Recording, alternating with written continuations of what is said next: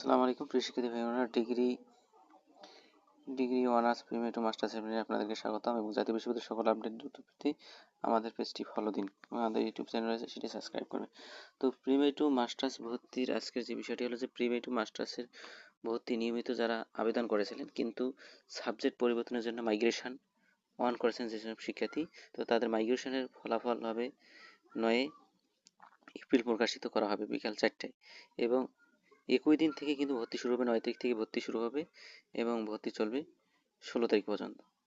ঠিক আছে, তো আপনারা যারা প্রথম মেধা তালিকে স্থান পেয়েছিলেন কিন্তু সাবজেক্টের পরিবর্তনের জন্য আবেদন করেছেন, মাইগ্রেশন করেছেন, তারা তাদের রেজাল্ট কিন্তু 9 তারিখ এপ্রিলের 9 তারিখে হবে এবং ভর্তি শেষ হবে 16 এপ্রিলে।